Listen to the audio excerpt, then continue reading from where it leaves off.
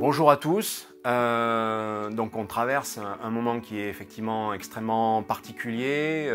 Les anciens qui avaient connu 2008 savent de quoi je parle, à la différence qu'aujourd'hui il s'agit d'une crise sanitaire dont les effets sont assez graves puisqu'ils entraînent des bouleversements aujourd'hui sur les marchés financiers et donc de manière évidente sur l'économie d'ici quelques semaines et quelques mois. Donc nos pensées, et là de la part des équipes Aucoffre et Veracash, Veraone, Veravalor, vont évidemment aux familles qui seraient touchées de près ou de loin par le coronavirus, et aussi à tous nos utilisateurs, les membres Aucoffre, Veracash, etc., qui aujourd'hui sont touchés par l'impact des marchés financiers, et on sait qu'ils ont beaucoup perdu potentiellement, et c'est justement là que l'or peut les aider. Donc il faut que vous sachiez que nos équipes sont évidemment mobilisées. Cette vidéo a pour logique de répondre aux questions que vous posez en ce moment, et je me fais fort donc de répondre aux questions les plus importantes pour peut-être chez vous dénouer certaines choses un petit peu encore compliquées dans vos esprits. L'or des membres Aucoffre et Veracash est-il sécurisé? Alors, Aucoffre.com, comme vous le savez, est une société qui existe depuis 10 ans. Nous sommes aujourd'hui leaders en France. Veracash est un petit peu plus récente, mais nous sommes aussi leaders sur notre marché. Donc on considère aujourd'hui avoir une grande expérience sur ce genre d'événement, sur la manière de se préparer, parce qu'on y pense depuis même plus de 10 ans à ce genre d'événement. Donc c'est quand ça se passe que, évidemment, on doit être répondant de la meilleure manière, et on considère que c'est le cas aujourd'hui.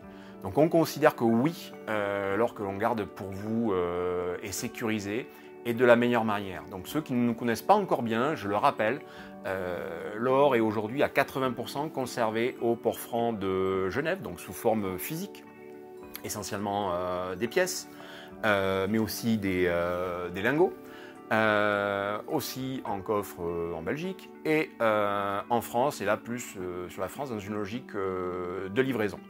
Voilà, donc on a mis en place un niveau de sécurité extrêmement élevé qui fait que dans un contexte tel que celui que nous vivons aujourd'hui, les choses sont résilientes, solides, et votre or est clairement à la bonne place. Vous n'avez pas le risque que vous auriez avec une banque de ne pas pouvoir retirer votre or de votre coffre parce que la porte de la banque est fermée. Ça, c'est peut-être quelque chose que vous allez connaître dans quelques jours.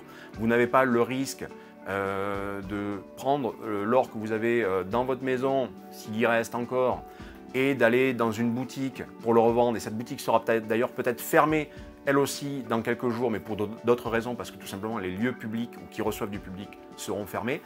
Vous n'avez pas ce genre de risque avec Aucoffre.com et Veracash, parce qu'on a digitalisé l'usage de ces métaux précieux physiques qui aujourd'hui sont stockés dans des coffres de très haute sécurité. Et ça, c'est le fondamental majeur de notre activité, et donc depuis ses débuts. Et c'est la raison pour laquelle d'ailleurs aujourd'hui vous êtes utilisateur, membre et client chez nous. Et si les choses s'aggravent? Alors, là aussi, ça fait partie de ces choses auxquelles on pense depuis le tout début et même avant de lancer Aucoffre.com. Les débuts d'Aucoffre.com, par exemple, pour passer un ordre d'achat ou de vente, on s'identifiait sur une messagerie téléphonique et on déposait un ordre qui serait ensuite dénoué par un humain ou par une machine. On pourrait tout à fait revenir à ce genre de système. Aujourd'hui, c'est très pratique d'utiliser Internet, de passer un ordre même à 4 heures du matin d'achat, de vente. Le système est pensé pour ça, mais on peut tout à fait nous passer dans un autre mode qui pourrait être un mode dégradé où on imagine qu'Internet ne fonctionne plus ou ne fonctionne plus correctement, et on en revient au téléphone. Et si le téléphone ne fonctionnait plus, on applique les méthodes anciennes des années 70-80, et vous nous envoyez des courriers par lesquels vous nous passez vos ordres d'achat, de vente. Tout ça, on sait faire.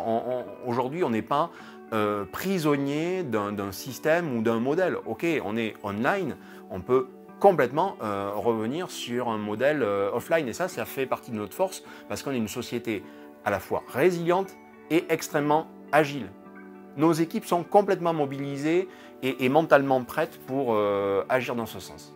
Mon compte d'attente chez ocoff.com est-il sécurisé? Ça, c'est une véritable question que l'on se pose depuis des semaines. Et là, dans le contexte de crise que l'on traverse, nous avons décidé de prendre des mesures. Et pourquoi nous avons pris des mesures? Parce qu'on considère que les banques aujourd'hui sont un véritable danger. C'est-à-dire que je pense, et à titre personnel c'est mon cas, il ne faut pas ou très peu avoir d'argent ou de cash dans une banque. Et la garantie des 100 000 euros, on sait tous très bien qu'elle n'a aucune valeur, aucun sens, c'est un système de méthode Coué. Tant que tout le monde y croit, ça marche. Le jour où on n'y croit plus, on sait très bien qu'il n'y a rien, puisque le fonds qui couvre les euros des banques, c'est à peu près 1 euro couvert pour 800 euros de dépôt. Donc on sait très bien que ça ne tient pas du tout. Donc nous, dans cette logique et dans ce contexte, qu'avons-nous fait?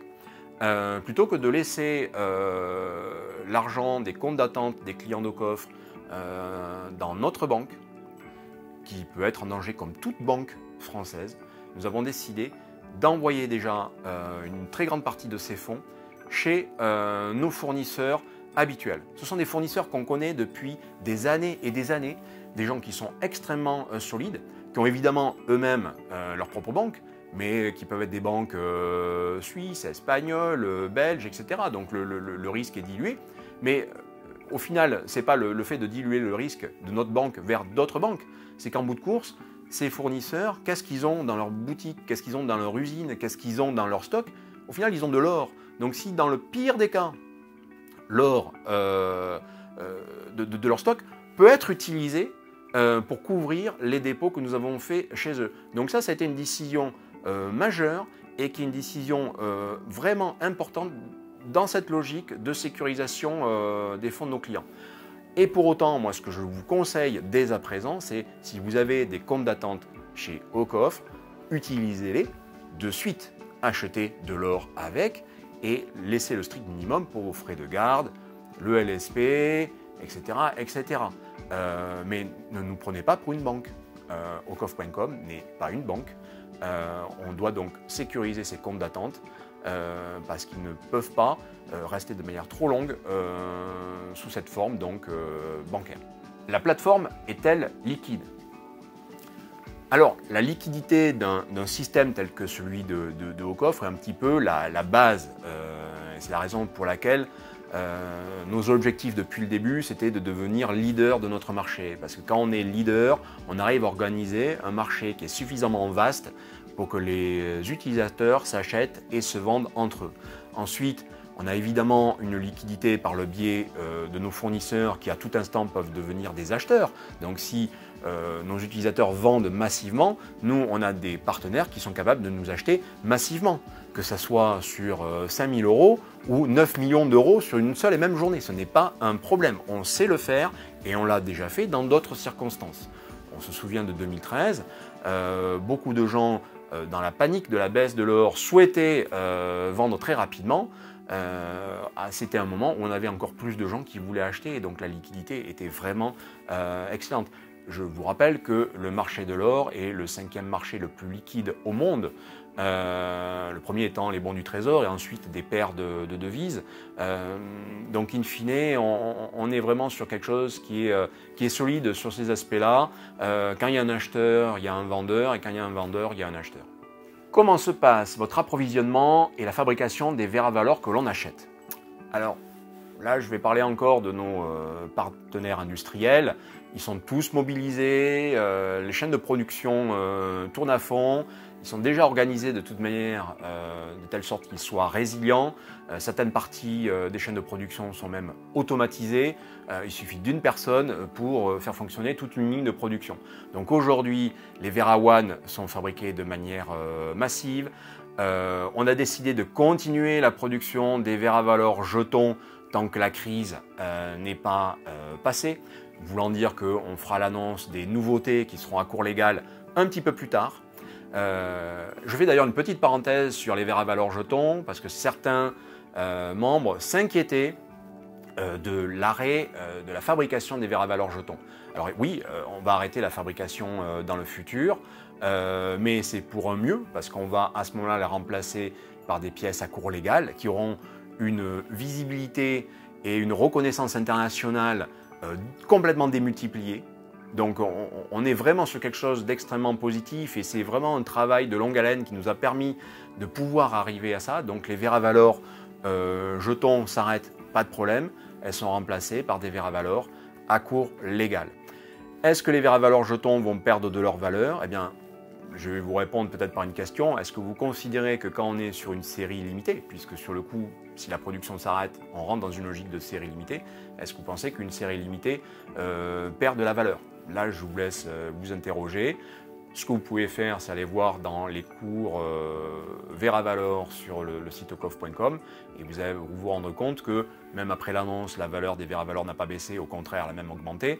Et sur les quelques séries limitées ou très limitées qu'il y a pu y avoir dans le passé, le cours médian, il est bien plus élevé que le cours standard. Je pense notamment à certaines de ces pièces qui ont été frappées en 700 exemplaires ou même en 2000 exemplaires, où on est sur des cours qui sont quand même assez élevés. Donc voilà, essayez de vous modéliser un petit peu quelle peut être la durée de vie d'un produit qui est dans une logique de série limitée. Et c'est ce dans quoi on va rentrer sur les verres à valeur jetons. Donc voilà mes réponses. Oui, la production, tout se passe très bien. Et il n'y a aucun problème sur le fait que les verres à valeur puissent s'arrêter dans leur format jeton puisqu'elles vont être remplacées par des formats cours légaux. Et là, c'est que pour un bien pour cette série de pièces. Quelles mesures sont prises pour la continuité solide de l'activité? Donc, comme je l'ai expliqué juste avant, on est résilient par nature parce qu'on l'a appréhendé dès le départ.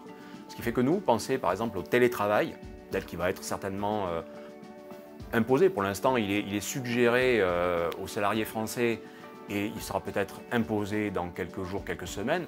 Nous, chez Ocoff, c'est déjà quelque chose que l'on a anticipé depuis pas mal de temps et on rentre dans un modèle qui fait qu'on travaille par alternance d'équipe, de telle sorte que tout le monde n'est pas au même moment au bureau. Certains sont en télétravail, d'autres sont dans les bureaux. On part du principe que les bureaux entre guillemets ne sont pas toxiques. Le problème, ce sont les transports en commun, ce sont les échanges avec d'autres personnes que l'on peut croiser dans la rue ou les interactions qu'on peut avoir à titre privé. Le bureau n'est pas un problème là-dedans. Par contre, le bureau est un rassemblement de différentes personnes et plus ils sont nombreux, plus les risques sont réels. Donc on applique en fait la méthode singapourienne qui leur a plutôt très bien réussi, qui est de marcher sur un modèle d'alternance de deux équipes. Et si on devait fonctionner avec un télétravail total, on l'a testé lui aussi et on n'a aucun problème là-dessus. Et vous ne verrez quasiment pas la différence parce que nos collègues sont capables d'utiliser un téléphone et un ordinateur portable depuis chez eux. Ils ont à disposition aujourd'hui toutes les connexions haut débit qui vont bien. Ils sont capables d'échanger entre eux par visioconférence. Donc on n'a aucun problème là-dessus.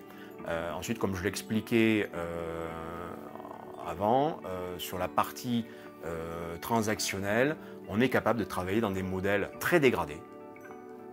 Et s'il faut revenir à l'envoi de courrier papier pour passer des ordres parce que le téléphone et l'Internet ne marchaient plus, on saurait le faire. Pour autant, je vais vous faire une petite anecdote, pendant la Seconde Guerre mondiale, le téléphone fonctionnait encore.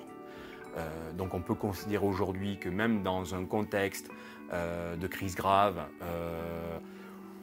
ou un petit peu insurrectionnel, je vois peu de raisons qu'Internet ne fonctionne plus parce que tout simplement nos administrations ont besoin d'Internet pour communiquer entre elles. Donc il faut que des réseaux soient maintenus. Donc on part du principe que même si le mode totalement dégradé est envisagé, on ne devrait pas y être confronté. Faut-il que je vende mon or ? Là, cette question, vous la posez et on n'a pas à y répondre. C'est en votre âme et conscience que vous devez savoir si, à l'instant où on se parle, vous êtes tenu de revendre votre or. Pourquoi vous revendriez votre or? Parce que vous considérez que vous avez, par exemple, fait d'énormes plus-values, par exemple 30-40%, et vous étiez fixé un cap. ok, si vous étiez fixé un cap, vous le vendez. Vous considériez peut-être que cet or, il faut le revendre pour équilibrer les pertes que vous auriez fait par ailleurs parce que vous avez perdu sur les bourses. Mais oui, dans ce cas-là, vous revendez. Là, nous, on n'est pas là pour vous donner de conseils d'achat ou de vente. On est là pour vous donner un contexte de travail, un contexte de fonctionnement, une plateforme d'achat et de vente. À vous de faire les meilleurs arbitrages. Nous, on vous donnera en fait de l'information, on essaie de vous transmettre de l'information qui vous permet ensuite d'arbitrer au regard de votre posture. À l'instant où on se parle, il y a des membres qui veulent absolument vendre parce qu'ils en ont besoin et d'autres qui considèrent qu'il faut absolument acheter parce que c'est le bon moment. On n'a pas à considérer qu'un avis est plus valable que l'autre, puisque là, c'est intimement lié à votre propre projet, votre propre fonctionnement, vos propres arbitrages, votre propre épargne et votre propre manière d'appréhender l'or comme une assurance incendie du reste de son patrimoine, d'appréhender l'or comme une épargne de précaution.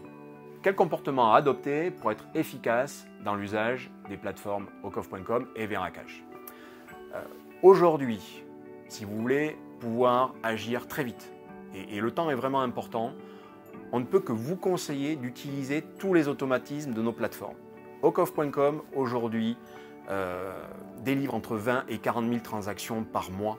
Ça veut dire que 95% de nos utilisateurs sont en totale autonomie et se débrouillent par eux-mêmes pour acheter et pour vendre par le biais de la plateforme.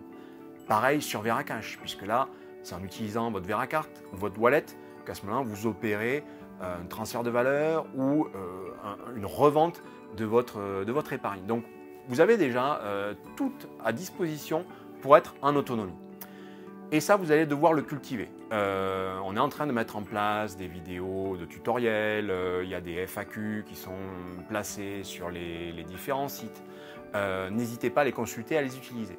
Parce que là, ça va être un petit peu comme les urgences à l'hôpital. Nous, on va traiter en priorité, donc avec les chargés de clientèle, les cas que l'on considère comme graves, c'est-à-dire les cas qui ne peuvent pas être traités de manière automatique. Par contre, les autres cas que l'on considère pouvoir être traités de manière automatique, on va vous inviter à le faire. Et d'ailleurs, si on ne vous répond pas, c'est pas justement, on passe du temps sur des cas graves, il va falloir que vous sachiez vous autonomiser. Donc là, on compte sur vous, on compte un peu sur votre civisme pour le plus possible vous mettre en autonomie là-dessus et tenter de trouver les solutions, les compréhensions, la manière d'appréhender la plateforme pour savoir acheter comme il faut et revendre de la bonne manière. Par exemple, je prends le cas des virements.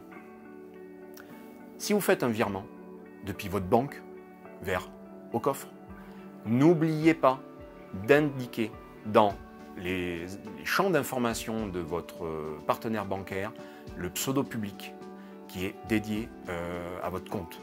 Ça, c'est majeur parce que si on n'a pas ce pseudo public, le temps de recherche fait que votre virement va prendre un délai qui sera certainement dépassé par rapport à ce que vous imaginez. Donc là, c'est extrêmement important. On a créé une vidéo à cet effet que vous allez pouvoir consulter après, qui est dédiée à cet effet. Donc bien compléter le pseudo public pour vos virements, pour créditer vos comptes, que ce soit Ocoff ou Veracash. L'or a perdu de la valeur pendant le krach boursier. Pourquoi?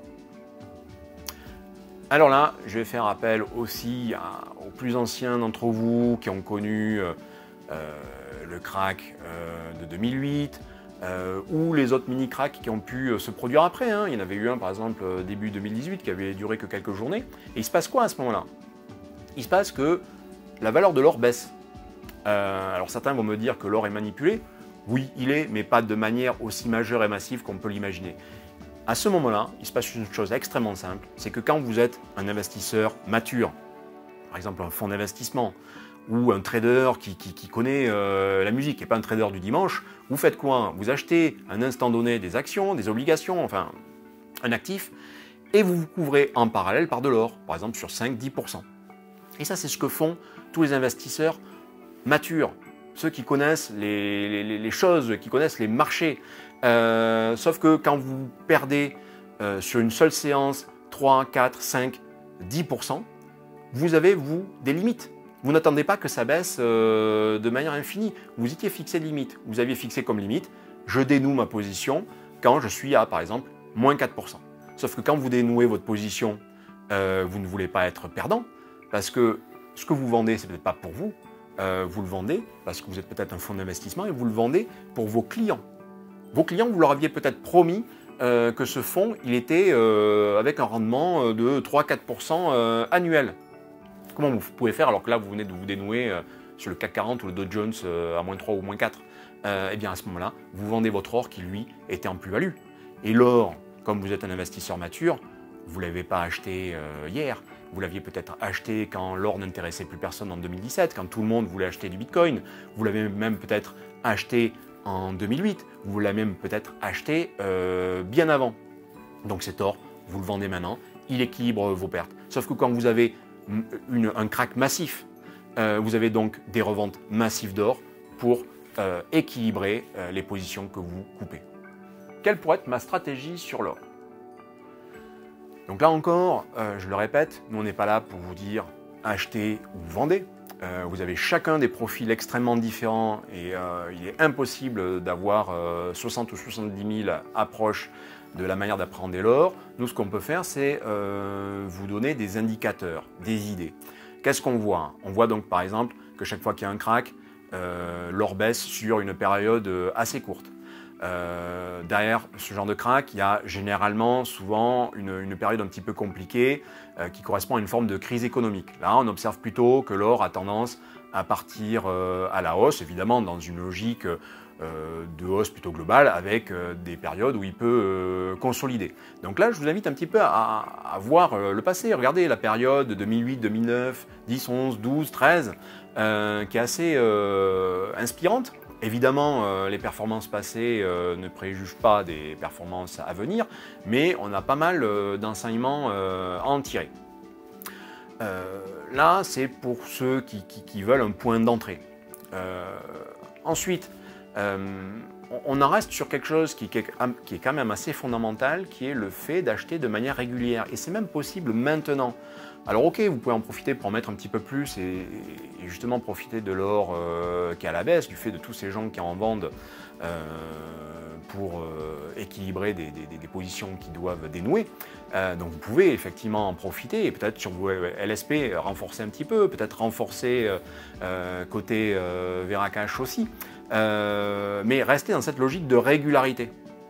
Parce que cette logique de régularité vous permet en fait de prendre du recul par rapport aux évolutions de cours. Et aujourd'hui, personne n'est capable de connaître le cours dans 5 minutes. En tout cas, moi, si je le savais, je ne serais pas devant cette caméra. J'irais emprunter 1 milliard parce que je sais que 5 minutes plus tard, c'est 1 milliard, quelque chose. Donc là, on n'est pas là pour faire Nostradamus ou vous donner une martingale. On vous donne des informations et on vous indique quelles peuvent être les postures qui sont généralement un peu plus positives en fonction de certaines circonstances. Voilà. Donc là, suivez-nous sur les réseaux sociaux, restez attentifs à l'actualité. Pas mal de choses vont sortir dans les prochains jours qui vous permettront d'arbitrer. Suivez aussi un petit peu l'analyse technique et graphique du cours de l'or. Je pense notamment aux excellentes vidéos de Tradosor qui sont en ce moment délivrées à peu près 2-3 fois par semaine sur l'or, quotidiennement sur le CAC 40. Et ce sont des vidéos qui sont très didactiques et qui peuvent vous expliquer justement statistiquement quel est le bon moment pour peut-être plutôt rentrer quand on est proche d'un support, ou quand on vient de franchir une résistance, ou là, plutôt que d'être sur du 50-50 par rapport à vos chances, eh bien, vous en donnez peut-être un peu plus et vous passez sur du 70-30. Donc voilà, ça peut vous permettre de faire de meilleurs arbitrages. Alors voilà, pour moi c'était un immense plaisir de répondre à ces questions qui sont légitimes et il fallait absolument que vous puissiez avoir des réponses factuelles. Vous n'hésitez pas à nous écrire, il y a des formulaires de contact sur Veracash, Ocoff.com, Veraone, etc. On se fera fort de répondre à tous. Par contre, on s'excuse par avance si les délais peuvent être rallongés parce que nos réponses ne sont évidemment, elles, pas automatiques.